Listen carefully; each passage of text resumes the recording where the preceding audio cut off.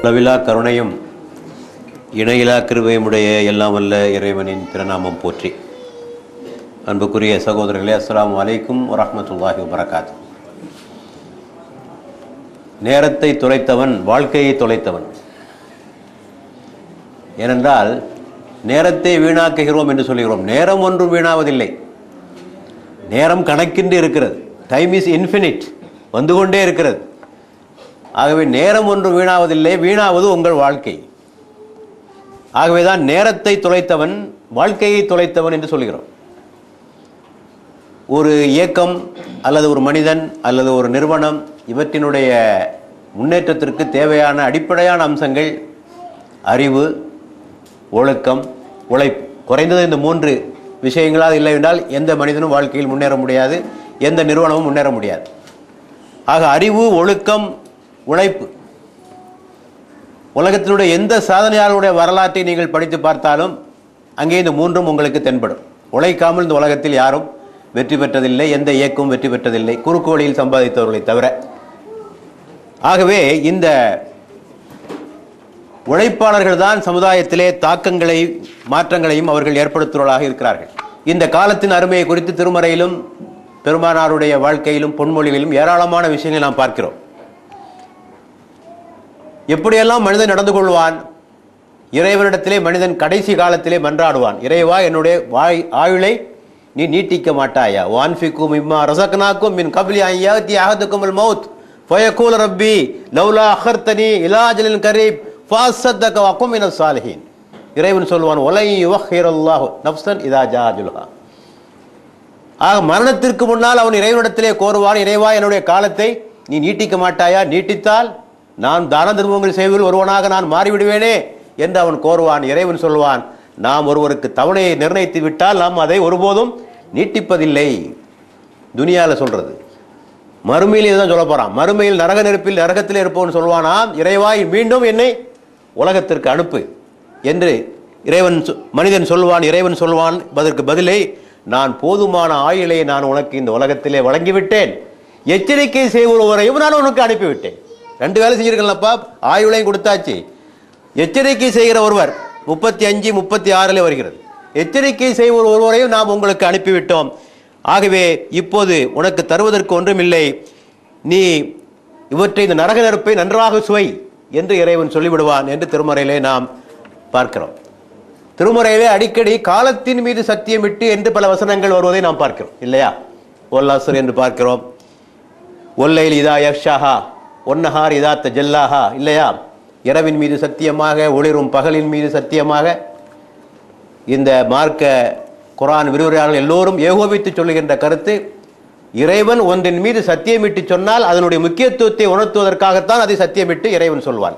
ஆக காலத்தின் மீது சத்தியம் என்றால் காலத்தினுடைய அருமையை உங்களுக்கு உணர்த்துவதற்காகத்தான் இறைவன் அதன் மீது சத்தியமிட்டு சொல்கிறான் என்பதை நாம் பார்க்கிறோம். ஆகவே இந்த காலம் இருக்கிறதே, ஓய்வெடுக்காத ஒன்று என்றால் அந்த உலகத்திலே காலம்தான் சுழன்று கொண்டே இருக்கும். தி மோஸ்ட் டைனமிக், உலகத்திலே ஓய்வெடுக்காத ஒன்று.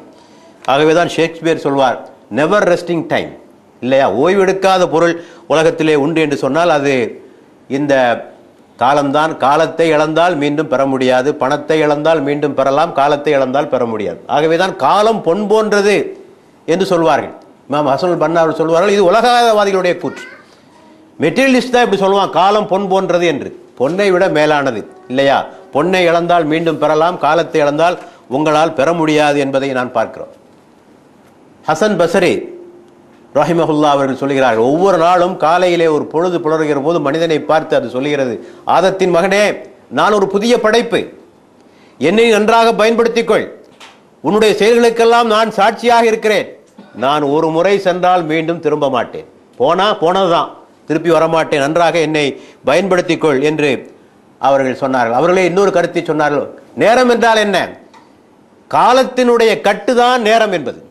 It is a bundle of time, இல்லையா? ஆக ஒவ்வொரு நாளும் அந்த கட்டில் ஒவ்வொரு பொருள் ஒன்று போய்கொண்டே இருக்கிறது. ஆகவே இந்த நேரத்தை நீ முறையாக பயன்படுத்தி கொள்ள வேண்டும் என்றும் அவர்கள் சொன்னார்கள். ஆக காலத்தினுடைய அருமையை உணர்ந்து கொள்ள வேண்டும். இப்னு ருஷ்த் என்று சொல்லக்கூடிய அறிஞர் சொல்லுகிறார், என்னுடைய வாழ்நாளிலே நான் புத்தகம் படிக்காமல் இருந்த நாட்கள் 2 நாட்கள் தான். புத்தகம் படிக்காத இருந்த நாட்கள். ஒன்று திருமண இரவு, இன்னொன்று எனது தாயார் இறந்த இரவு. இந்த 2 நாட்களை தவிர என் வாழ்க்கையில் நான் எந்த நாளும் புத்தகத்தை படிக்காமல் இருந்ததில்லை என்று ஒரு கருத்தை அவர் சொல்கிறார். நெப்போலியன் சொல்லுவான், என்னிடத்தில் எதை வேண்டுமானாலும் கேள், நேரத்தை மட்டும் என்னிடத்திலே கேட்காது, அதை மட்டும் என்னால் தர முடியாது, வேறு எது வேணாலும் உனக்கு தர முடியும் என்று அவர் சொல்வார். இமாம் ராசி ரஹமஹுல்லா ஃபக்ருதீன் ராசி அவர்கள் சொன்னார்கள், காலத்தின் அருமையை நான் யாரிடமிருந்து கற்றுக்கொண்டேன் என்றால் ஒரு ஐஸ் வியாபாரிடமிருந்து நான் கற்றுக்கொண்டேன். அவன் ஐசை கூவி கூவி விற்கிறான். அந்த ஐசையை வாங்குபவர்கள் யாரும் இல்லையா? இந்த பனிக்கட்டியை வாங்குங்கள், தயவு செய்து வாங்குங்கள், இல்லாவிட்டால் இது கரைந்து போகும், எனக்கு ஒன்றுமில்லாமல் ஆகும். நான் அப்போதுதான் இந்த சூரத்துல் அஸ்ருடைய இந்த காலத்தை பற்றிய உணர்வை இவர் மூலமாகத்தான் நான் பெற்றுக்கொண்டேன் என்று அவர் சொல்வார். உமர் ரலியல்லாஹு அன்ஹு சொல்வார்கள், காலம் ஒரு வாளை போன்றது, நீங்கள் அதனை வீழ்த்தாவிட்டால் அது உங்களை வீழ்த்திவிடும் என்ற ஒரு கருத்தை உமர் கத்தாப் அவர்கள் சொல்கிறார்கள். பெருமானார் ஸல்லல்லாஹு அலைஹி வஸல்லம் சொன்னார்கள், ஒருவனுக்கு இறைவன் 60 வயது வரை கொடுத்திருந்து அதற்கு பிறகும் அவன் நன்மை எதுவும் செய்யவில்லை என்றால் மறுமையிலே இறைவனிடத்திலே சாக்குப்போக்கு சொல்வதற்கு அவரிடத்திலே ஒன்றுமே இருக்காது என்று பெருமானார் சொன்னதாக நான் பார்க்கிறேன். ஆக 60 வயசுக்கு மேலே என்ன வேண்டியிருக்கு இல்லையா? 60 வயதுக்கு பிறகும் மார்க்கத்தினுடைய அடிப்படையில் வாழவில்லை என்று சொன்னால் அவர்களை பற்றி என்ன சொல்ல? ஆக இவையெல்லாம் காலத்தினுடைய அருமை பற்றி சில கருத்துக்களையும் குர்ஆன் ஆயத்துகளையும் ஹதீதுகளையும் அறிஞர்களுடைய கூற்றுக்களையும் உங்களுக்கு முன்னால் வைத்திருக்கிறோம். இப்போது இந்த காலத்தை எப்படி பயன்படுத்த வேண்டும், டைம் மேனேஜ்மெண்ட் என்று சொல்வார். ஆக நேர நிர்வாகம், இந்த நேர நிர்வாகம் என்ற கலையை கற்றுக்கொண்டவர்கள் சாதனைகளை புரிவார்கள். ஒருபோதும் நேரம் இல்லை என்று சொல்லவே மாட்டார்கள். நேரம் இல்லைன்னு சொல்றதுக்கு வெக்கப்படணுங்க முதலாவதாக, இல்லையா? நேரம் இல்லைன்னு சொல்றதுக்கு வெக்கப்படணும். வேணா இப்படி சொல்லலாம், எனக்கு அதிக நேரம் இல்லை, உங்களுக்கு இருக்கிற நேரம் எனக்கு இல்லை, உங்களுக்கு ஒரு 2 மணி நேரம் இருக்கு, எனக்கு அரை மணி நேரம் தான் இருக்கு, அப்படி சொல்லலாமே தவிர நேரமே இல்லை என்று சொல்வது சோம்பேறிகளுடைய கூற்று. ஆகவே நேரத்தை நாம் நிர்வாகம் செய்வதற்கு கற்றுக்கொள்ள வேண்டும். இதற்கு 3 விஷயங்கள் முக்கியமானது: பிளானிங், எக்ஸிகியூஷன் அண்ட் எவாலுவேஷன்.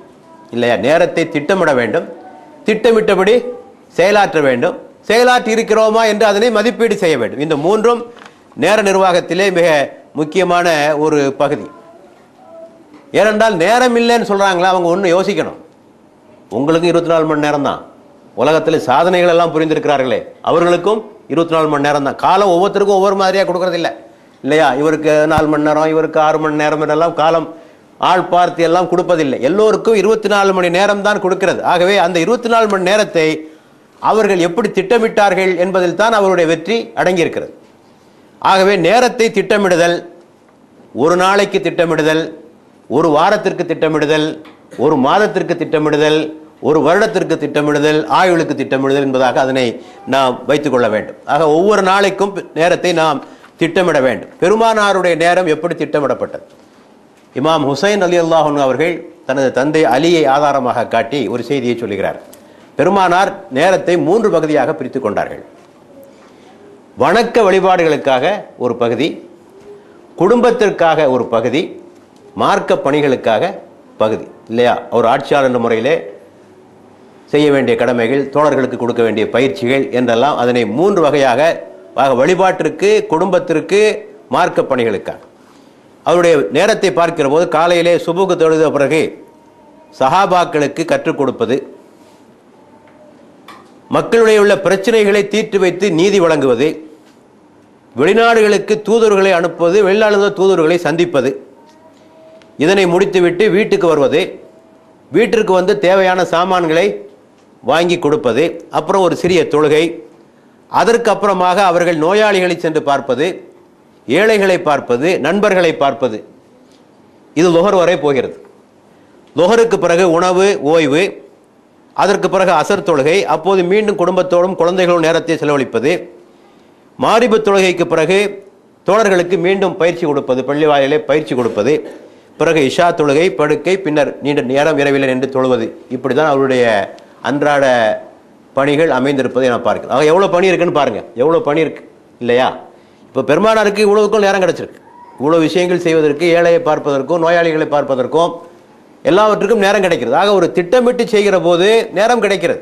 ஆகவே நேரம் இல்லை என்று சொல்பவர்கள் இவற்றையெல்லாம் மனதிலே கொண்டு காரியங்களை செய்ய வேண்டும். ஆக நாமும் நேரத்தை முடிவு செய்து கொள்ளுங்கள். ஒரு நாளைக்கு சுபுக தொழுதோம், படிப்பதற்கு எவ்வளோ நேரம் இல்லையா? உடற்பயிற்சி செய்வதற்கு எவ்வளோ நேரம், காலை கடன்களை கழிப்பதற்கு நேரம், அலுவலகத்திற்கு எவ்வளவு நேரம், ஓய்வு நேரம், குடும்ப நேரம் என்று அவற்றை நீங்கள் திட்டமிட்டுக் கொள்ள வேண்டும். அப்படி செய்தால் காரியங்களை செய்ய முடியும். அதே போல மாதத்திற்கு, ஆண்டிற்கு என்றெல்லாம் திட்டம் செய்து கொள்ள வேண்டும்.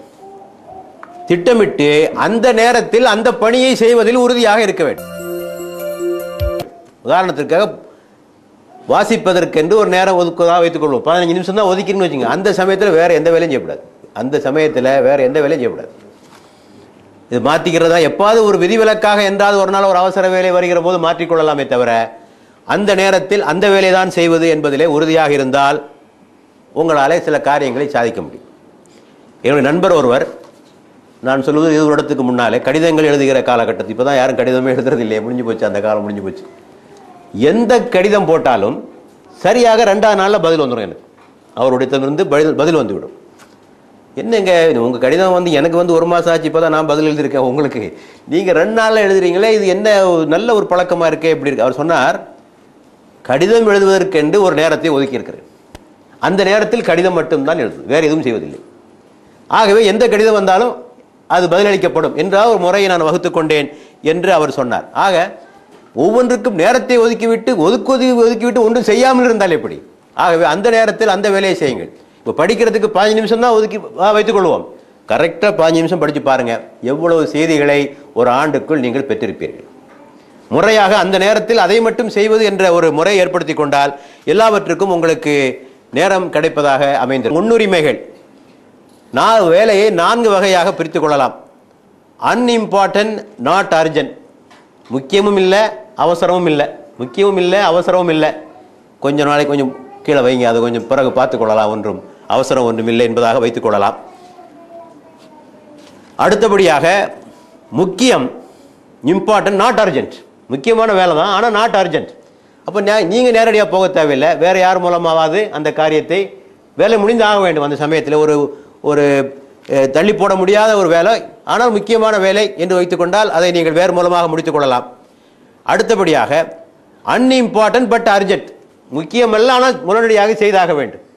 அந்த பணிகளை அதுக்கு 3வது கட்டத்திலே நீங்கள் வைத்துக் கொள்ள வேண்டும். எல்லாவற்றிலும் முக்கியமானது important and urgent. Important and urgent, முக்கியமானதும் அவசரமானதும் அதை உடனடியாக செய்து கொள்ள வேண்டும். ஆக பட்டியல் போட்டுக் கொடுங்க. இந்த 4 தலைப்புகளுக்கு கீழே எந்த இடத்துல எந்த வேலையை செய்யணும். ஏனென்றால் இந்த ப்ரையாரிட்டிஸை வந்து சரியா தெரிஞ்சுக்கலன்னு சொன்னால் பணிகளை வந்து செய்ய முடியாது. தேவையில்லாத வேலையை முதல்ல செஞ்சுட்டு இருக்கிறதும் தேவையில்லாத வேலையை விட்டுறதும் இதான் நடந்து கொண்டிருக்கிறது. அதை நாம் புரிந்து கொள்ள வேண்டும். ஒரு வியாபாரி என்ன செய்தார், தனது கடைக்கு வருகிற கஸ்டமர்களை ஒரு ஆய்வு செய்தார். கடைசியாக பார்த்தார், தனது கடையில் விற்கிற சாமான்களில் 80% சாமானை வாங்கி செல்பவர்கள் ஒரு 20%-ஐ சேர்ந்த ஒரு குழு தான் அதிகமான சாமானை வாங்கிட்டு இருக்கு. ஆனால் நானும் எல்லோரோடும் அதிகமாக நேரத்தை செலவழித்துக் கொண்டிருக்கிறேன், எல்லோருக்கும் ஒரே மாதிரி நேரத்தை செலவழித்துக் கொண்டிருக்கிறேன். அது தவறு. யார் அதிகமாக சரக்கு வாங்குறானோ அவன்கிட்ட அதிகமான நேரத்தை செலவழிக்க வேண்டும். அதற்கு முன்னுரிமை தராமல் நான் எல்லோரும் சமமான நேரத்தை செலவழித்துக் கொண்டிருக்கிறேன் என்று புரிந்து கொண்டு இந்த கஷ்டமத்தில் அதிகமான கவனத்தை செலுத்த ஆரம்பித்தார். பின்னர் அவருக்கு வெற்றி அதிகமாக இருந்தது என்பதை நாம் புரிந்து கொள்ள வேண்டும். எதற்கு முன்னுரிமை தர வேண்டும் என்பதை நாம் கவனமாக இருக்க வேண்டும். அடுத்தபடியாக இந்த நேர திட்டமிடுதலில் செய்ய வேண்டியது, வீணாக நேரங்கள் எப்படியெல்லாம் செலவாகின்றன, இதில் கவனம் செலுத்தினாலே நமக்கு அதிகமான நேரம் கிடைக்கும். எதிலெல்லாம் வீணாக நாம் செலவழித்துக் கொண்டிருக்கிறோம். அதான் நான் ஆரம்பத்திலே சொன்னேன், நீங்கள் நேரத்தை வீணடிப்பது நேரத்தை அல்ல, உங்கள் வாழ்க்கை. ஆக killing the time is killing your self. உனது வாழ்க்கையை நீ நாசமாக்கி கொண்டிருக்கிறாய் என்பதனை நாம் புரிந்து கொள்ள வேண்டும். பெருமானார் ஸல்லல்லாஹு அலைஹி வஸல்லம் சொன்னார்கள், 2 விஷயங்களிலே மனிதன் மிக அலட்சியமாக நடந்து கொள்கிறான். ஒன்று உடல் நலத்தை குறித்தும், இன்னொன்று ஓய்வை குறித்தும். உடல் நலம், ஓய்வு, இந்த விஷயத்திலே மனிதன் மிக அசிரத்தையாக இருக்கிறான், அலட்சியமாக இருக்கிறான் என்று சொன்னார்கள். ஆக இந்த ஓய்வு நேரம் இருக்க நம்மை அதிகமாக பாழ்படுத்தி விடக்கூடியது இந்த ஓய்வு. ஆக இந்த ஓய்வு நேரத்தை முறையாக பயன்படுத்த வேண்டும். ஆக நேரம் வீணாவதற்கு என்ன காரணம்? ஒன்று, இலக்கு எதுவும் இல்லை. இலக்கு இல்லை. இலக்கு இருந்தால் எப்படி நேரத்தை வீணாக்குவான்? இல்லையா? ஒரு லட்சியம் இருக்கு, ஒரு குறிக்கோள் இருக்கு, நேரத்தை வீணாக்குவதற்கு மனம் வருமா அவனுக்கு? இல்லையா? ஒரு பரீட்சையில் படிக்கிற மாணவன் எப்படி இருப்பான்? இல்லையா? டிவியே பார்க்க மாட்டான், இல்லையா? விளையாட போக மாட்டான், எதுவும் போக மாட்டான். ஒரு இலக்கு இருக்கிறது அவனுக்கு. ஆக இலக்கு இல்லை, இலக்கை அடைய திட்டம் இல்லை, திட்டத்தை நிறைவேற்றுவதற்கான உறுதியும் இல்லை. இந்த 3ம் இல்லாதவர்கள் தான் நேரத்தை அதிகமாக அவர்கள் தள்ளி போட்டுக் கொண்டிருப்பார்கள், நேரத்தை வீணாக்கி கொண்டிருப்பார்கள். அத்தோடு எது முன்னுரிமை அதை பற்றிய தெளிவும் இல்லை. முன்னுரிமை எதற்கு கொடுக்க வேண்டும், எந்த விஷயங்களுக்கு முன்னுரிமை கொடுக்க வேண்டும் என்பதை பற்றிய ஒரு தெளிவின்மையும் இதற்கான காரணங்கள். ஆக குர்ஆன் இதை குறித்து மிக ஆழமாக நம்மை கண்டிக்கிறது. இந்த வீணான செயல்களை குர்ஆன் லகு என்ற வார்த்தையினால் குறிப்பிடுகிறது. கத் அஃப்லஹல் மோமினூன் அல்லதீன ஹும் ஃபீ ஸலாத்திஹிம் ஹாஷிஊன் வல்லதீன ஹும் அனில் லக்வி முஅரிலூன். இல்லையா?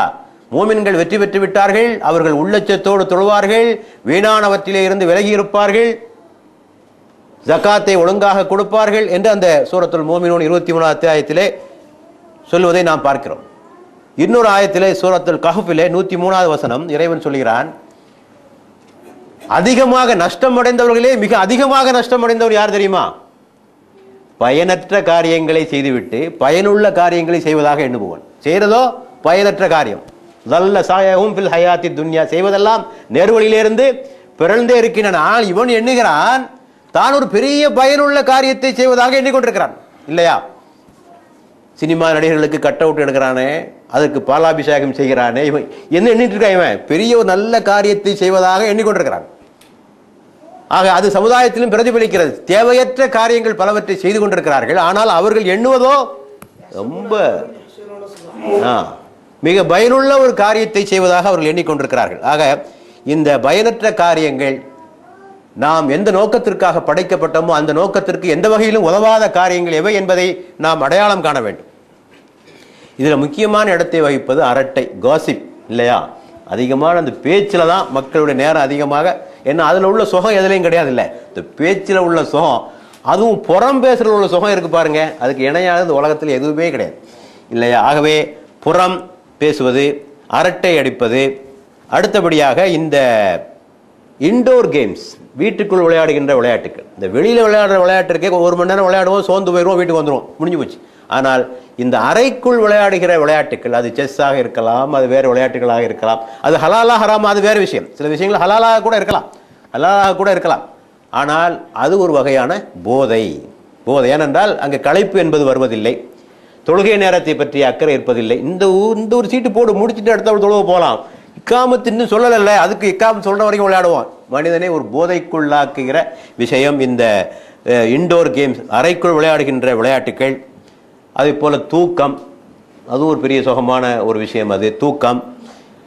அடுத்தபடியாக பயனற்ற புத்தகங்களை படிப்பது. புத்தகங்களை படிக்கிறத அதில் ரொம்ப கவனமாக நாம் இருக்க வேண்டும். ஆக என்ன படிக்கிறோம் என்பது முக்கியம். இல்லையா? என்ன படிக்கிறோம் என்பதிலே கவனமாக இருக்க வேண்டும். ஏனென்றால் ஒரு புத்தகத்தை நாம் படிக்கிறோம் என்று சொன்னால் கிட்டத்தட்ட ஒரு 6 மணி நேரம் 7 மணி நேரம் அதுக்கு செலவழிப்போம். ஒரு புத்தகம் வாழ்க்கையில் திரும்பி பெற முடியாத நேரத்தை நாம் அந்த புத்தகத்திற்காக கொடுக்கிறோம். இல்லையா? ஆகவே என்ன படிக்கிறோம்? சில பத்திரிகைகள் ஒன்றுமே இல்லை, வெறும் கிசுகிசுக்கள் தான் இருக்கின்றன. மக்கள் விரும்பி படிக்கிறார்கள். இல்லையா? நாளை எது நடக்கப் போகிறது, அந்த நடிகை எங்க போனார், இவர் எங்க போனார், என்ன நடக்கப் போகிறது, ஒரு வாரம் கழிச்சு அதை படிச்சு பாருங்க, எல்லாம் பொய்யா தான் இருக்கும். எதுவுமே அதில் சொல்லப்பட்ட எதுவுமே நடந்திருக்காது. ஆகவே படிப்பதிலே மிக கவனமாக இருக்க வேண்டும். ஆக இது ஒரு வீணான செயல். இன்னும் சில பேர் எதுவுமே செய்யறதில்லை, சும்மா இருக்கு, ஐடல்னஸ். எதுவுமே செய்யறதில்லை, ஐடல்னஸ், சும்மா எந்த காரியம் செய்யாமல் இருப்பது. இன்னும் சிலர் இருக்கிறார்கள், இவர்கள் அவங்க நேரத்தை கெடுக்கிறதுல நம்ம நேரத்தையும் கெடுக்க வருவாங்க. வளவளா பேர் வழிகள். இல்லையா? ஆபீஸ்ல உட்காந்து என்ன செய்றீங்கன்னு சொல்லி நம்ம நேரத்தை வேலை செய்ய விட மாட்டார்கள். ஆக இந்த மாதிரி ஆட்கள் தான் கவனமாக இருக்க வேண்டும். ஆக இவற்றையெல்லாம் கவனமாக இருந்தால் நாம் இந்த வீணான விஷயங்களிலிருந்து நம்மை பாதுகாத்துக் கொள்ளணும். ஆக பட்டியல் போடுங்க, எதெல்லாம் நம்முடைய நேரத்தை கொல்லுகிற நேரங்கள், நமது நேரத்தை வீணாக்குகிற விஷயங்கள் எவையெல்லாம் என்பதனை பட்டியல் போட்டு பாருங்க. சமயங்களில் பத்திரிகைகள் படிப்பது இருக்கிறதே, அது கூட கொஞ்சம் கவனமாக இருக்கணும். சில பேரை பார்க்குற எல்லா பத்திரிகையும் படிக்கணும்னு ஆசைப்படுறாங்க. கடைசி ஒன்றும் இல்லை, ஒரு பத்திரிகை ஒழுங்காக படிங்க, ஒரு பத்திரிகையை ஒழுங்காக படிங்க, மற்ற பத்திரிகைகளும் புரட்டுங்க, அதான் முறை. இல்லையா? எல்லா பத்திரிகைகளையும் திருப்பி அதே செய்திகள் தான். ஆகவே பத்திரிகை படிக்கிறேன், அதை படிக்கிறேன், எதுவுமே வேற எந்த புத்தகத்தையும் படிப்பதில்லை, எதையும் படிக்கிறதில்லை, பத்திரிகை படிப்பதிலே காலத்தை கழித்துக் கொண்டிருக்கிறார்கள், சேனல்கள் பார்ப்பதிலே காலத்தை கழித்துக் கொண்டிருக்கிறார்கள். ஆக இதிலெல்லாம் நாம் கவனமாக இருக்க வேண்டும். அடுத்தபடியாக நேரத்தை சேமிப்பதற்கு நாம் என்னவெல்லாம் செய்ய வேண்டும்? உங்களுக்கு வசதி இருந்தால் ஒரு உதவியாளரை வைத்துக்கொண்டு அவர் மூலமாக சில காரியங்களை செய்யலாம். எல்லாத்தையும் நாம தான் செய்யணுங்கிற அவசியம் கிடையாது. டெலிகேஷன் என்பது நேரத்தை மிச்சப்படுத்துவதே மிக முக்கியமான ஒரு அம்சம். ஆக உங்கள்கிட்ட உதவியாளர் இருக்கிறார், அல்லது உங்கள் பையன் இருக்கிறான், அல்லது உங்கள் மனைவி இருக்கிறார், இந்த வேலையெல்லாம் நீ செய், இந்த வேலை நீ செய் என்று சில வேலைகளை அவரிடத்திலே ஒப்படைத்து விட்டால் அவர்களுக்கும் பயிற்சி, அவர்களையும் நாம் அந்த வேலையை பற்றிய விஷயங்களை சொல்லி அவர்களையும் ஈடுபடுத்தியதாகவும் அது ஆகிவிடும். ஆகவே வேலைகளை மற்றவர்களுக்கு கொடுக்க வேண்டும். அடுத்தபடியாக தொலைபேசியிலே பேசுவதற்கு, தொலைபேசியில் நேரம் அதிகமாக எடுத்துக்கொள்கிறது இல்லையா, அதில் கொஞ்சம் கவனமாக இருக்கணும். பேசுறதுக்கு முன்னாலே யார்கிட்ட பேச போகிறோம், என்ன விஷயத்த பேச போகிறோம், ஒரு 2 யோசிச்சு வச்சுக்கணும். இந்த ஆள்கிட்ட பேச போகிறோம், 1 2 3 இந்த 3 விஷயம் தான் பேச போகிறோம். நிறைய பேர் என்னமோ சொல்லணும்னு நினச்சேனே அவங்ககிட்ட மறந்து போயிட்டேங்க அப்படிமா ஃபோன் பேசிட்டு, எதுக்கு தான் ஃபோன் பண்ணாருன்னு தெரியல நமக்கு. ஆகவே என்ன பேச போகிறோம் என்பதையெல்லாம் குறித்து கொண்டு சரியாக பேச வேண்டிய விஷயத்தை பேசி அந்த விஷயத்தை முடித்து விட வேண்டும். இது ஒன்று. அடுத்தபடியாக நேரத்தை சேமிப்பதற்கு இன்னொரு வழி, சிலர் எல்லாம் நல்லா பெர்ஃபெக்ஷனாக செய்யணும், நிறைவாக செய்யணும், நான் செய்ததில் எந்த குறையும் இருக்கக்கூடாது, சொல்லியே ஒன்றும் ஒழுங்காக செய்ய மாட்டாங்க. அதிலே நேரம் போகும். நான் நினச்சபடி வரல. பெர்ஃபெக்ஷன் என்பதை விட பெஸ்ட்டாக செய்யணும், சிறப்பாக செய்யணும். என்னிடத்திலே இருக்கிற திறமையை வைத்துக்கொண்டு சிறப்பாக செய்துவிடணும் இந்த கொள்கையை வைத்துக் கொண்டால் நல்லது. எல்லாம் முழுமையாக வரணும் கடைசி வரைக்கும் வராது. கடைசி இவனே சோர்ந்து போய் நமக்கு ஒப்பேராது இந்த வேலை என்று ஒதுங்கி விட்ட ஆட்கள் கூட உண்டு. ஆகவே அதிலும் அதிகமான நேரம் செலவாவதை பார்க்கிறோம். தெரியாத விஷயங்கள் ஈடுபட்டு கொண்டு நேரத்தை வீணாக இருக்கிறார்கள். அவனுக்கு தெரியாது அந்த விஷயத்தை பற்றி. எது தெரியுமோ அதில் தன்னுடைய கவனத்தை செலுத்தினால் நாம் சில சாதனைகளை புரியலாம். தெரியாத விஷயங்களில் செய்வது, சக்திக்கு அதிகமான காரியங்களை எடுத்து போட்டுக்கொள்வது, சக்திக்கு அதிகமான காரியங்கள் திணறது, அதுவும் நம்முடைய நேரத்தை வீணாக்குவதை நாம் பார்க்கிறோம். அதை பார்க்க வேண்டும். அடுத்தபடியாக அரைகுறையாக செய்வது, அதுவும் நேரத்தை வீணாக்குகிறது. இவற்றையெல்லாம் புரிந்து கொள்ள வேண்டும். அடுத்தபடியாக நம்முடைய நேரத்தை கொல்ல வருகிறார்களே அவர்களிடத்தில் எப்படி நடந்து கொள்ள வேண்டும். பேசிக்கிட்டே இருப்பாங்க, மணிக்கணக்கு போக மாட்டான், சீட்டை விட்டு எந்திரிச்சு ஆள் போக மாட்டான். இந்த ஆளை எப்படி சமாளிக்கிறது, இது பெரிய கலைங்க. இது அவரை புண்படுத்தவும் கூடாது, விஷயத்தையும் முடிவுக்கு கொண்டு வரணும். இது அவங்கவுங்க சுயமாக தான் பயிற்சி பெற்றுக்கொள்ள வேண்டும் இல்லையா? சொல்கிறேன் அப்படி உங்களை விட்டுருவோமா என்ன நம்ம? இப்போ என்ன செய்யலாம், உதாரணமாக இப்போ ஒரு பேப்பர்லாம் இருக்குங்க, இப்படி அடுக்கிறது, கொஞ்சம் அடுக்கிற மாதிரி, சரி வேலை வேறு எதுக்கும் வேலைக்கு போகிறார் போல இருக்கு அப்படின்னு சொல்லலாம். இந்த சேரில் வந்து முனையில் வந்து உட்காந்துக்கிறது, நம்ம வேறு எங்கேயும் ஒரு வேலைக்கு போக ரெடியாக இருக்கிறோம் அந்த மாதிரியான ஒரு எண்ணத்தை, இந்த டிப் ஆஃப் தி சேரில் ஒரு முனையில் வந்து உட்காந்துக்கிட்டா சரி அவர் ஏதோ பிஸியாக இருக்கிறார் போல இருக்குது அப்படிங்கிற மாதிரியான ஒரு எண்ணத்தை, இதுக்கெல்லாம் டைம் கியூ என்று சொல்வார்கள். டைம் கியூ ஏன்னா என்று ஒவ்வொரு ஏதாவது ஒரு, அப்புறமா கொஞ்சம் நேரம் பேசாமல் இருந்துடணும். Give a long pause. சரி, அப்போ பேச்சு நாமளும் பேசிக்கிட்டே இருந்தாலும் வைங்க, அவரும் பேசிக்கிட்டே இருப்பார். அவர் பேசிக்கிட்டே இருக்கு, நம்ம பாட்டு சும்மா உட்காந்துட வேண்டிய, பேச வேண்டியதெல்லாம் பேசியாச்சு, இனிமேல் ஆள் இடத்த காலி பண்ணணுங்கிறத நான் சொல்லிட்டேன்ப்பா, இனிமேல் சொல்கிற மாதிரி அவருக்கு சொல்லாமல் நாம் ஒரு நீண்ட இடைவெளியை விட்டு விட வேண்டும். பேசாமல் சும்மா இருந்து விட்டால் அவர் அந்த பேச்சை முடித்துக்கொண்டு சரி அவருக்கு வேறு ஏதோ வேலை இருக்குது போல இருக்குது என்று அவர் போவதற்கான வாய்ப்பு இருக்குது. இது எனக்கு தெரிஞ்ச சில விஷயங்களை சொல்லியிருக்கேன். ஒவ்வொருத்தரும் அவங்க சொந்த பயிற்சியிலும் முயற்சியிலும் நிறைய விஷயங்களை அவர்கள் கற்றுக்கொள்வதற்கான வாய்ப்புகள் உண்டு. ஆகவே இது மிக முக்கியமான ஒரு விஷயம். அடுத்தது, spend money to save time. சில சமயங்களில் ரொம்ப சிக்கனமாக கணக்கு பார்த்த வேலைகள் ஒன்றும் ஆகாது. சில சமயத்தில் ஆட்டோவில் போனால் போய் தான் ஆகணும். அதுக்காக நாமே தான் போகணும், பஸ்ஸில் தான் போவேன், அதில் தான் வசதி இருந்துச்சு, வசதி உள்ளவர்களை நான் சொல்லிக்கிறேன். நேரத்தை சேமிக்கணும் என்றால் ஒரு ஆட்டோவிலோ கால் டாக்ஸிலோ போய் வேலையை முடிச்சுட்டு வந்துடணும். அல்லது வேலைக்காரர்களை வைத்துக் கொள்வதற்கு நமக்கு வசதி இருந்தால் வேலைக்காரர்கள் வைத்துக்கொண்டு அவர்கள் மூலமாக நாம் காரியத்தை முடித்துக் கொள்ள வேண்டும். ஒரு அறிஞரை பாருங்கள், இமாம் புகாரியினுடைய டீச்சர், அவருடைய ஆசிரியர் ஷேக் முகமது பின் சலாம் அல் பைகுந்த் அவருடைய பேர். அவர் நிறைய நூல்களை, ஏராளமான நூல்களை எழுதியிருக்கிறார். அவருக்கு அவருடைய பேனா ஒன்று காலியாக போச்சு, எல்லாம் அவர்கிட்ட இருந்த பேனா எல்லாம் வெட்டி எல்லாம் சீவி காலியாக போச்சு. இப்போ கடைத்தெருவுக்கு போய் பேனா வாங்கிட்டு வரணும், அதுக்கு நேரம் ஆகும். யார் எனக்கு பேனா வாங்கி தருகிறார்களோ அவர்களுக்கு நான் 10 தீனார் தருவேன்னார். அந்த நேரத்தை செலவழிப்பதற்காக 10 தீனார் என்பது அன்றைய காலகட்டத்திலே மிக பெரும் ஒரு தொகை. ஆக அந்த நேரத்தை, அவருக்கு நேரத்துடைய அருமையை புரிந்த காரணத்தினால் பணம் அவருக்கு பெருசாக தெரில. ஆக சில சமயங்களிலே நாம் பணத்தை செலவழித்தாவது நேரத்தை சேமிப்பதற்கு கற்றுக்கொள்ள வேண்டும். ரொம்ப கஞ்சத்தனமாக இருந்தால் காரியங்களை ஒன்றும் செய்ய முடியாது நம்மால். ஆக அவற்றை கற்றுக்கொள்ள வேண்டும். அடுத்தபடியாக இந்த நேரத்தை எடுத்துக்கொள்வதிலே மிக முக்கியமான ஒரு சிரமம் என்னவென்று சொன்னால், நம்முடைய அலுவலகத்தை குப்பையாக வைத்திருப்பது. ஒரே எங்கே பார்த்தாலும் ஃபைலு, பேப்பர், அதை தேடுறதுலே நேரம் போயிடுங்க. அது எந்த பேப்பர் எங்கே இருக்குன்னு தேடுறதுலே உங்களுக்கு நேரம் போயிடும். ஆக எல்லாம் முறையாக வைத்திருந்தால் டக்குன்னு எடுக்கலாம். ஃபைலு, இந்த குறிப்பு எங்கே எடுக்கணும், இங்கே எடுக்கணும், எல்லாம் ஒரு முறையாக. சாதாரண ஒரு பெட்டி கடைக்கு பாருங்கள், ஒரு பெட்டி கடை வியாபாரியை பாருங்கள், நீங்கள் சிகரெட் கேட்டால் சிகரெட் எடுத்து கொடுப்பான், பாக்கு கேட்டால் பாக்கு எடுத்து கொடுப்பான்.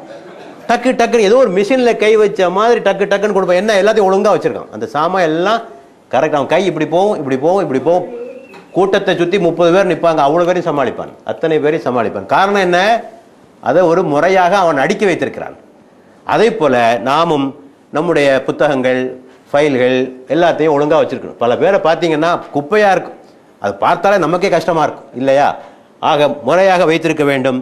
சாமான்களை எடுத்த சாமானை மீண்டும் அதே இடத்தில் வைக்க பழகிக்கொள்ள வேண்டும். ஏன்னா சாமான் தேடுறதுலேயே பல பேருக்கு நேரம் போய்ட்டு, சாவி எங்கே வச்சேன்னு தேடிட்டே இருப்பான் இல்லையா? செல்ஃபோனை எங்கே வச்சேன்னு தேடிட்டே இருப்பான். கடைசி அதுக்கு நம்பர் போட்டு அது ரிங் பண்ணி அடிச்சு செல்ல தேடுறது பல பேர் இல்லையா? பல பேருக்கு அதான் பழக்கமாகி போச்சு இப்போது இல்லையா? கண்ணாடி எங்கே வச்சேன் அதை ஒரு 15 நிமிஷம் தேடுவான் இல்லையா? ஆக இந்த சாமானை இங்கே தான் வைக்கணும், இந்த சாமானை இங்கே தான் வைக்கணும் என்று ஒரு பழக்கத்தை வைத்து கொண்டால் இவையெல்லாம் நமக்கு நேரத்தை மிச்சப்படுத்துவதாக அமைந்திருக்கிறது என்பதையும் நாம் இங்கே புரிந்து கொள்ள வேண்டும்.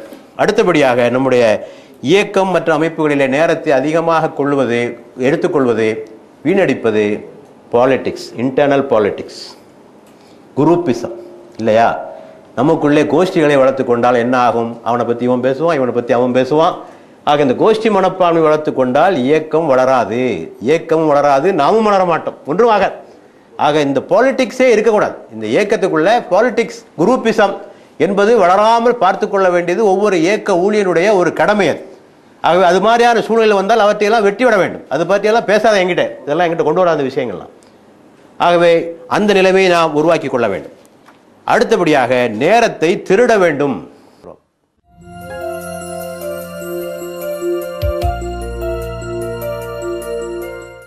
நேரத்தை ஸ்டீலிங் த டைம், நேரத்தை திருடுறது எப்படி?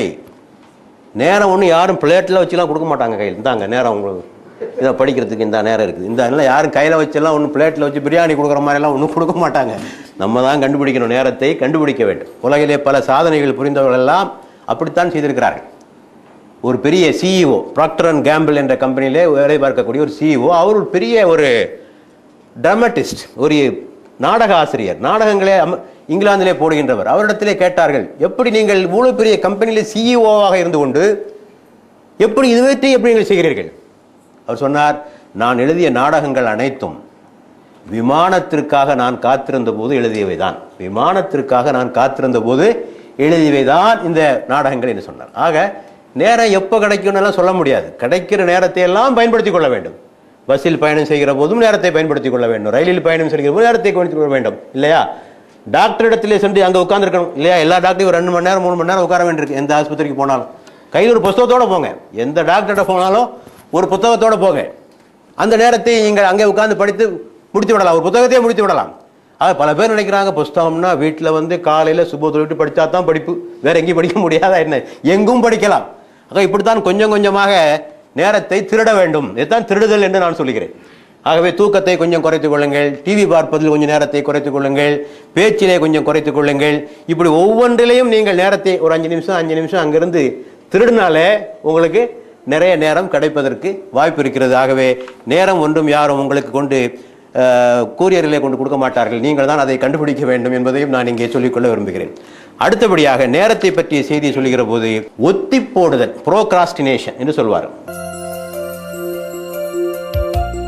இந்த ஒத்தி போடுற விஷயம் இருக்க, இது மிக ஒரு மோசமான ஒரு நிலை, ஒரு மனிதனுக்கு எதிரி.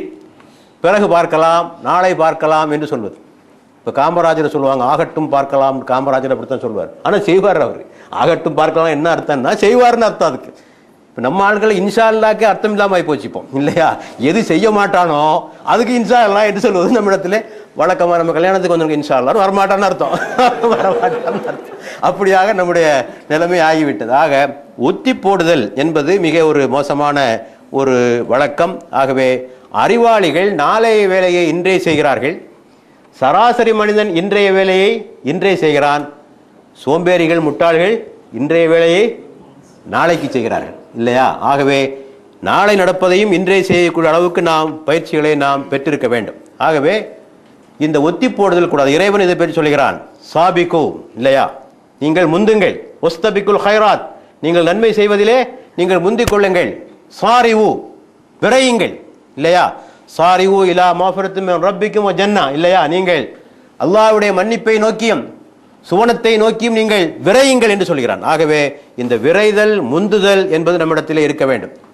இன்னும் குர்ஆன் சொல்லுகிறது, சோம்பேறிகளை பற்றி சொல்லுகிற போது, இவர்கள் தொழுகைக்காக எழுந்து நின்றால் சோம்பேறித்தனமாகவே எழுந்து நிற்பார்கள், இவர்கள் இறைபாதையில் செலவழித்தால் மனமில்லாமலே இவர்கள் செலவழிப்பார்கள். இது முனாஃபிக்கினுடைய பண்பு என்று திருமறை சொல்கிறது. ஆக ஒரு முனாஃபிக்கினுடைய பண்பு தொழுகைக்காக எழுந்து நின்றால் சோம்பலாக இருப்பான்.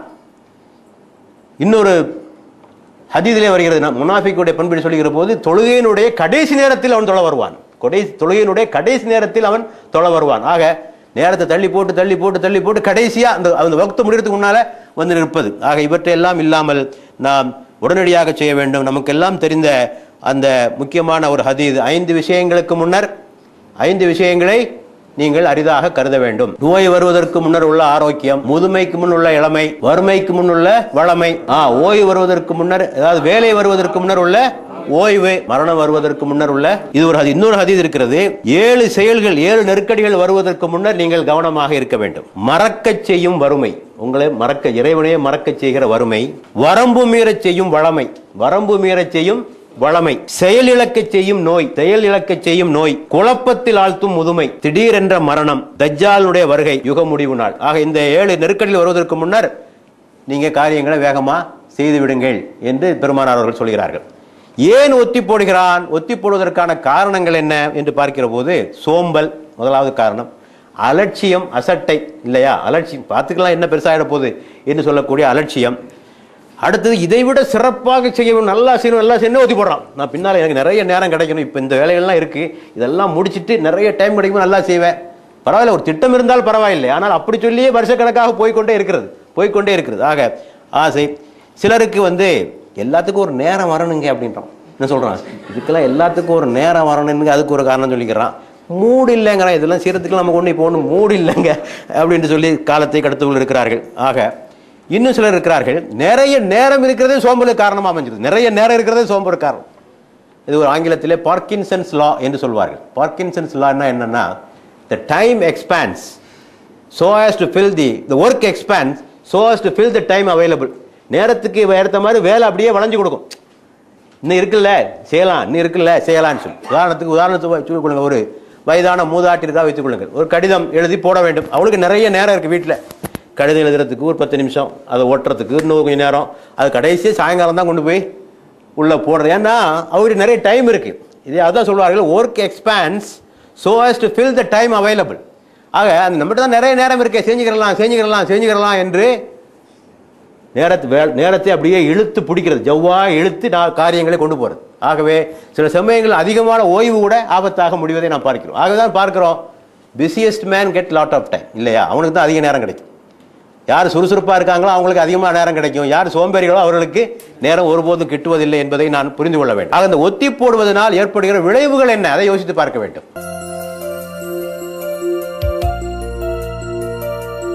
என்னென்ன கேடுகள்? முதலாவதாக நீங்கள் மூத்தாயிடலாம், நோ கேரண்டி இல்லையா. என்ன கேரண்டி இருக்கு? செய்யலாம், பின்னால் செய்யலாம். நம்முடைய பெற்றோர்கள் கூட அப்படித்தான் நமக்கு சொல்லுகிறார்கள். ஏதாவது நான் நல்ல காரியம் செய்தால், உனக்கு வயசாடாகி போச்சு, அதுக்குள்ளே தொழுக ஆரம்பிச்சுட்டு, தாடி வைக்க ஆரம்பிச்சுட்டு, அது செய்ய ஆரம்பிச்சுட்டு, இன்னும் நாள் இருக்குல்ல உனக்கு என்று சொல்லுகிற பெற்றோர்கள் கூட இருக்கிறார்கள். ஆகவே என்னமோ இவங்களுக்கு தான் அங்கே இந்த சர்டிஃபிகேட் கொடுத்துருக்கிற மாதிரி, பெர்த் சர்டிஃபிகேட் தான் உண்டே தவிர டெத் சர்டிஃபிகேட் யாரும் தருவதில்லை, ஆயுள் காலத்தில் யாரும் தருவதில்லை. ஆகவே நமக்கு ஒன்றும் கேரண்டி கிடையாது. ஆகவே ஒன்று. அடுத்தபடியாக நிறைய இழப்புகள் நீங்கள் ஒத்தி போடுவதனால் ஏற்படுகிற இழப்புகள். இப்போ ஆங்கிலத்தில் சொல்வார்கள், ஸ்டிச் இன் டைம் சேவ்ஸ் 9 என்று சொல்வார்கள். ஒரு சரியான நேரத்தில் நீங்கள் அந்த கிழிச்சலை தைக்கவில்லை என்று சொன்னால் ஒரு ஓட்டைக்கு பதிலாக 9 ஓட்டை வரும் இல்லையா. ஆக சரியான நேரத்தில் ஒரு காரியத்தை செய்யலை என்றால் இழப்புகள் அதிகமாக ஏற்படும். உதாரணத்துக்கு, கட்ட வேண்டிய தருணத்தில் மின்சார கட்டணத்தை செலுத்தவில்லை என்று சொன்னால் அபராத தொகை வந்து சேரும். இன்கம் டேக்ஸ் ஒழுங்காக கட்டலைன்னா ஃபைன் வந்து சேரும், வட்டியும் ஒன்றாக உங்களுக்கு வந்து சேரும். ஆக இது போன்ற பல்வேறு வகையான இழப்புகள் உங்களுக்கு ஏற்படுவதற்கான வாய்ப்பு இருக்கிறது. இப்போ ஹதீஸிலே பார்க்கிறோம், ரசூலுல்லாஹ் அவர்கள் சொல்லியது, உடனடியாக ஹஜ்ஜை செய்து விடுங்கள். நீங்கள் ஒத்தி போட்டால் வாகனம் தொலைந்து விடலாம், நீங்கள் நோய் வாய்ப்பட்டு விடலாம். ஆகவே ஒத்தி போடாதீங்க என்று சொன்னால், அதற்கான வசதி உங்கள்கிட்ட வந்துருச்சுன்னா உடனடியாக நீங்கள் புறப்பட்டு விடுங்கள். நம்மளே என்ன செய்கிறோம்? அதுக்கெல்லாம் ஒரு டைம் வச்சிருக்கான். குறைஞ்சபட்சம் 4 வெள்ள மயிராவது வர வேண்டும், தாடியில் வந்தால்தான் ஹஜ்ஜிக்கு போவது என்று பல பேர் முடிவு செய்து கொண்டிருக்கிறார்கள். ஆகவே அதற்கான காலம் வந்துவிட்டால் உடனடியாக நாம் அவற்றை செய்துவிட வேண்டும். ஆக பிரச்சனைகள் சிக்கலாகும். நீங்கள் ஒத்தி போட்டால் பிரச்சனைகள் மேலும் சிக்கலாகும், இழப்புகள் ஏற்படும். உங்களுக்கு வர வேண்டிய வேலை வராமல் போகலாம், உங்களுக்கு வர வேண்டிய பதவி உயர்வு வராமல் போகலாம், உங்களுடைய மேலதிகாரத்தில் நீங்கள் கெட்ட பெயர் வாங்கலாம். இவையெல்லாம் இதன் மூலமாக உங்களுக்கு ஏற்படும். வாய்ப்புகள் நழுவி போகும், பல வாய்ப்புகள் நழுவி போகும். பெருமானாருடைய காலத்திலே பார்க்கிறோம், ஒரு கூட்டம் வந்தது, வணிக கூட்டம் மக்காவுக்கு வந்தது. பெருமானார் அப்போதுதான் வீட்டுக்கு வருகிறார்கள், களைப்பாக இருக்கிறார்கள். வந்தவுடனே மீண்டும் வீட்டை விட்டு சென்று விடுகிறார்கள். கதீஜா அவர்கள் கேட்கிறார்கள், இப்போதானே வந்திருக்கீங்க, சாப்பிட்டு போங்க. என்ன, நான் சாப்பிடுவதற்குள் இந்த வணிக கூட்டம் மக்காவை விட்டு போய்விட்டால் தாவா செய்வதற்கான வாய்ப்பு எனக்கு இல்லாமல் ஆகிவிடும்.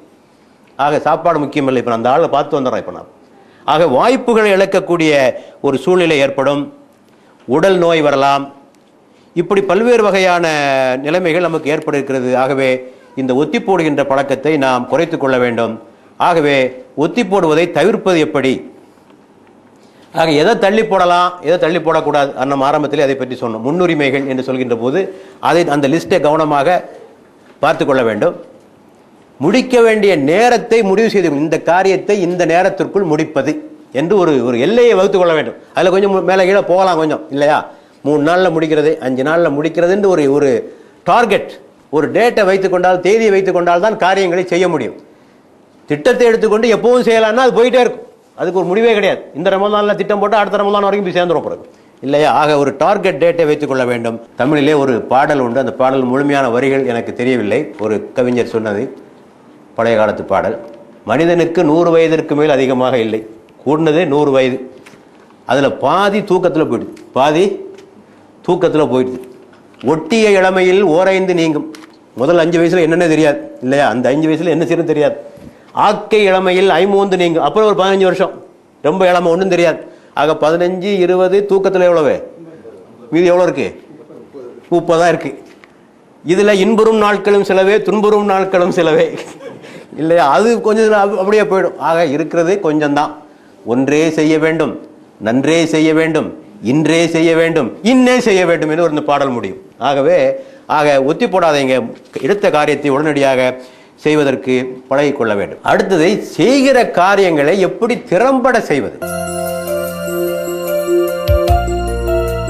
சில மேல் காரியங்களை செய்கிறோம், அதை திறம்படவும் சிறப்பாகவும் நாம் அவற்றை செய்வதற்கு நாம் பழகிக்கொள்ள வேண்டும். அதற்கான பயிற்சிகள் என்ன? முதலாவதாக, ஒரு சமயத்தில் ஒரு வேலை மட்டுமே செய்வது. ஒரு சமயத்தில் ஒரு வேலை, கொஞ்சம் பேசிக்கிடுவான், ஃபோன்லையும் பேசிக்கிடுவான், கொஞ்சம் சாப்பிட்டுக்கிடுவான், கொஞ்சம் விஷயம் சொல்லுவான், ஒன்றும் நடக்காது, ஒரு பிரயோஜனம் கிடையாது. இந்த அந்த அஷ்டாவதானம் சதாவதானம்லாம் சொல்லுவாங்க, சதாவதானி என்று சொல்லுவார்கள், தெரியும் இல்லையா? ஒருத்தர் கல்லை போடுவார், அதையும் சொல்லுவார், ஒரு குரல் என்னன்னு ஒருத்தர் கேட்பார், அதுக்கும் பதில் சொல்லுவார். என்ன, அதெல்லாம் ஒரு திறமையை காட்டு, அன்றாட வாழ்க்கைக்கு உதவுகிற விஷயங்கள் அல்ல அவைகளெல்லாம். ஆகவே ஒரு நேரத்தில் ஒரு வேளையை ஒழுங்காக செய்ய வேண்டும். அடுத்தபடியாக இடைவெளி விட்டு செய்யுங்கள். பிரேக்கிங் டைம் இருக்கணும், ஒவ்வொரு பிரீத்திங் ஸ்பேஸ்ன்னு சொல்வார்கள். ஆக சில காரியங்களை விட்டு விட்டு செய்கிற போது தான் கொஞ்சம் நல்லா கவனம் செலுத்தி முழுமையாக செய்ய முடியும். எல்லா விஷயங்களையும் அடுத்தடுத்து செய்யணும்னு சொல்கிற போது சமயங்களில் வேலையை ஒழுங்காக செய்ய முடிவதில்லை. அடுத்த right job at the right time, எந்த வேலையை எந்த சமயத்தில் செய்யணும், கரெக்டான நேரத்தை. உதாரணத்துக்கு சொல்கிறேன், புத்தகம் படிப்பது எப்போ மைண்டு ஃப்ரெஷ்ஷாக இருக்கோ அப்போ புத்தகம் படிக்கணும். பேப்பர் படிக்கிறது கொஞ்சம் ஓய்வாக இருக்கும்போது படிக்கலாம். பேப்பர் படிக்கிறது, பத்திரிகை படிக்கிறது ஓய்வாக இருக்கலாம். இப்போ நான் எப்படி வச்சுருக்கேன்னா, பத்திரிகைகள் பூராவும் காரில் தான் படிப்பது, தினசரி பத்திரிகைகள் பூராவும் காரில் தான் படித்து முடித்து விடுவது. அந்த நடுப்பக்க கட்டுரைகளை மட்டும் வீட்டில் வந்து படிப்பது. மற்ற செய்திகளை எல்லாம் அதெல்லாம் லைட் செய்திகள் தான். அதை ஏன் நான் அதிகமான காலையில் சுபுகளை எந்திரிச்சு மைண்டு ஃப்ரெஷ்ஷாக இருக்கும்போது ஒரு நியூஸ் பேப்பர் எடுத்து வச்சு நம்முடைய நேரத்தை ஏன் வீணாக்க வேண்டும்? அந்த சமயத்தில் குரான் ஓதுவது, ஆராய்ச்சி பண்ணுவது, மற்ற கனமான செய்திகளை படிப்பதற்கு அந்த நேரத்தை பயன்படுத்திக் கொள்ள வேண்டும். எப்போது களைப்பாக இருக்கிறோமோ அப்போது இது போன்ற பத்திரிகைகள் மற்றும் சஞ்சிகைகள் இவற்றையெல்லாம் படிப்பதற்கு நாம் அவற்றை பயன்படுத்திக் கொள்ள வேண்டும். ஆக சரியான நேரத்தில் சரியான வேலையை செய்ய வேண்டும். அடுத்தபடியாக அவசர வேலை, அவசரமாக செய்தாலும் எந்த நன்மையும் கிடையாது. அவசர வேலை இரட்டிப்பு வேலை என்று ஒரு பழமொழி உண்டு. அவசர வேலை இரட்டிப்பு வேலை. அது மறந்துட்டேனே, இல்லை பல பேரை பார்க்கலாம், வீட்டை போட்டுவான், பூட்டினமா இல்லையான்னு போயிட்டு திருப்பி வீட்டு ஓடி வருவான், இல்லையா சாவி அங்கே வச்சோமா இல்லையா, ஒரே குழப்பம்தான். ஒழுங்கா நிதானமாக செஞ்சால் எதையும் ஒழுங்காக செய்யலாம். அவசரமாக எந்த காரியத்தையும் செய்ய வேண்டாம். அடுத்தது, நம்முடைய திறமைக்கும் சக்திக்கும் ஏற்ற வேலைகளை நாம் எடுத்துக்கொள்ள வேண்டும். ஆக இப்படியெல்லாம் செய்தால் சில பணிகளை நாம் சிறப்பாக செய்ய வேண்டும். இன்னொரு ஒன்று, பெருமானார் அவர்கள் சொல்ல இந்த ஹதீஸ், அஹப்பல் அமாலி இலல்லாஹி அதுவமுஹா இன் கல்ல. இறைவனுக்கு செயல்களிலேயே இறைவனுக்கு பிடித்த விஷயம் குறைவாக இருந்தாலும் நிலையாக செய்ய வேண்டும், நிலையாக செய்ய வேண்டும் இல்லையா? கான்ஸ்டண்டா செஞ்சுக்கிட்டே வாங்க, அதில் ஏதாவது ரிசல்ட் கிடைக்கும். கொஞ்ச காலத்துக்கு செய்கிறது விட்டுறது, அப்புறம் இன்னொரு பணிக்கு போகிறது, அதை எடுத்துக்கிறது, அதை விட்டுறது, எந்த ஒரு நிலைமை எந்த மாற்றமும் வராது. உங்களுக்கு பிடித்தமான, உங்களுக்கு எதில் ஆர்வமும் திறமை இருக்கிறதோ அதை எடுத்துக்கொண்டு அதில் நிரந்தரமாக கொஞ்சமாக இருந்தாலும் நிலையாக செய்து கொண்டு வந்தால் மாற்றங்களை காண முடியும். ஆக இவையெல்லாம் சில குறிப்புகளை உங்களுக்கு நான் சொல்லியிருக்கிறேன். கடைசியாக இஹ்திசாப் செய்வது, எவாலுவேஷன் சொன்னோம் அல்லவா? நம்முடைய நேரத்தை பிளானிங் சொன்னோம், எக்ஸிகியூஷன் சொன்னோம். இப்போ கடைசியாக எவாலுவேஷன். ஹாசிபு கபல அன் துஹாசிபு, உமர் ஹத்தாப் அவர்கள் சொல்வது. உங்களை எடை போட்டு பார்க்கும் முன் நீங்கள் உங்களை நீங்களே எடை போட்டு பார்த்துக்கொள்ளுங்க. ஆக நாம் திட்டம் போட்டோம், வேலைகள்லாம் செஞ்சுருக்கோம், திட்டமிட்டபடி செஞ்சுருக்கிறோமா, முறையாக செய்திருக்கிறோமா, நிறைவாக செய்திருக்கிறோமா, நேரத்தை வீணாக்கி இருக்கிறோமா, இதையெல்லாம் கொஞ்சம் எவாலுவேட் பண்ணி பார்க்கணும். டைரி எழுதும் பழக்கம் உள்ளவர்களுக்கு இது ரொம்ப லேசானது. டைரி எழுதுகிற பழக்கம் யாருக்கெல்லாம் இருக்கோ அவங்க மிக எளிதாக தங்களுடைய பணிகளை அவர்களாலே திட்டமிட்டு விட முடியும். ஆக இந்த குறைஞ்சது அப்படி ஒரு பழக்கம் இல்லாட்டாலும் கூட சரி, ஒரு 6 மாசமா செய்கிறோம், என்ன தான் செஞ்சுருக்கோம்? இந்த ஒரு 6 மாதத்தில் எத்தனை புத்தகம் படிச்சிருக்கோம்? இந்த 6 மாதத்தில் எத்தனை குர்ஆன் ஆயத் படிச்சிருக்கோம்? இந்த 6 மாதத்தில் எத்தனை பேருக்கு தாவா கொடுத்துருக்கோம்? இந்த 6 மாதத்தில் எத்தனை பேரை இயக்கத்துக்குள்ளே கொண்டு வந்துருக்கோம்? சும்மா ஒரு குத்து மதிப்பாக, ஒரு தோராயமாக கூட எவாலுவேஷன் பண்ணலாம் இல்லை ஓரளவுக்கு. ஆக இப்படி நான் ஒவ்வொன்றையும் செய்து பார்த்தால் நமக்கு தெரியும் நம்முடைய பலவீனம் எங்கே இருக்கிறது, நம்முடைய சோம்பல் எங்கே இருக்கிறது, எங்கே நாம் குறைவாக இருக்கிறோம் என்பதையெல்லாம் தெரிந்து கொள்வதற்கு இது முக்கியமான ஒன்று. பெருமானார் ஸல்லல்லாஹு அலைஹி வஸல்லம் சொன்னார்கள், எவருடைய 2 நாட்கள் சமமாக இருக்கிறதோ அவர் நஷ்டம் அடைந்தவர். எவருடைய 2 நாட்கள் சமமாக, நேற்று இருந்த மாதிரி தான் இன்னைக்கு இருக்கேன்னா ஒன்றும் இல்லைன்னு அர்த்தம். நேற்று இருந்த மாதிரி தான் இன்னைக்கு இருக்க, நேற்றை விட இன்று உன்னுடைய வாழ்க்கையிலே ஒரு முன்னேற்றம் இல்லை என்றால் நீ நஷ்டமடைந்தவன் என்று அர்த்தம் என்று சொன்னார்கள். இப்னு மஸ்ஊத் ரலியல்லாஹு அன்ஹு சொன்னார்கள், என்னுடைய வாழ்நாளில், என்னுடைய எந்த நாளில் எனது செயலில் முன்னேற்றம் இல்லையோ அதுவே எனக்கு கவலை தரும் விஷயம். எந்த நாளில் என்னுடைய வேலையிலே முன்னேற்றம் இல்லையோ அதுதான் கவலை தருகின்ற விஷயம். ஆக ஒரு முன்னேற்றம் இருந்து கொண்டு ஒரு ப்ரோக்ரஸ் இருக்கணும். நம்முடைய இதில் ஒரு ப்ரோக்ரஸ் இருக்கணும். 10 வருஷத்துக்கு முன்னால் எப்படி இருந்தோமோ அதே தான் இருக்கணும். என்ன இருக்குது இல்லையா? அதே அறிவு தான் இருக்குது, அதே ஈடுபாடு தான் இருக்குன்னா அது சரியில்லையா? அது இல்லையா? அதை விட கொஞ்சம் கொஞ்சம் முன்னேற்றம் இருந்து கொண்டே இருக்க வேண்டும். ஆக இவையெல்லாம் நான் இந்த நேரத்தை பற்றி சொன்ன சில செய்திகள். முடிவுரையாக நாம் இதுவரை சொல்ல செய்திகளுடைய சாராம்சத்தை சொல்லி முடிக்கிறேன். ஆக ஒரு தனி மனிதனோ ஒரு இயக்கமோ முன்னேற வேண்டும் என்றால் அறிவு, ஒழுக்கம், உழைப்பு இந்த 3ம் சரியாக அமைய வேண்டும். இந்த 3ஐயும் சரியாக பயன்படுத்தி கொள்ள வேண்டும். அதற்கு தேவை பிளானிங், எக்ஸிகியூஷன் அண்ட் எவாலுவேஷன். ஆக திட்டமிடுதல், செயல்படுதல், மதிப்பீடு செய்தல், எதற்கு முன்னுரிமை தர வேண்டும் என்பதை பற்றிய தெளிவான ஞானம் இருக்க வேண்டும். நேரம் விரயத்தை பற்றிய ஒரு சரியான கணக்கீடு நம்மிடத்தில் இருக்க வேண்டும். ஏன் நேரம் விரயமாகிறது, எப்படி விரயமாகிறது, அதை தடுப்பது எப்படி என்பதை பற்றிய தெளிவு இருக்க வேண்டும். நேரத்தை சேமிப்பதற்கான வழிமுறைகள் என்ன என்பதை பற்றி யோசிக்க வேண்டும். ஒத்தி போடுதல் மிகப்பெரிய ஒரு எதிரி. இன்றே செய்க, இன்னை செய்க என்பது நம்முடைய குறிக்கோளாக இருக்க வேண்டும். நேரம் இல்லை என்று புலம்பவே கூடாது. நேரம் இல்லை என்பது புலம்புதல் தான், அதற்கு பேர், வேறு ஒன்றும் கிடையாது. ஆகவே இவற்றிலே கவனமாக இருந்தால் நாம் வாழ்க்கையிலே மாற்றத்தை கொண்டு வர முடியும், இயக்கத்திலும் முன்னேற்றத்தை கொண்டு வர முடியும் என்று கூறி வாய்ப்பளித்த தோழர்களுக்கு நன்றி கூறி விடைபெறுகிறேன். எல்லா புகழும் இறைவன் ஒருவன்.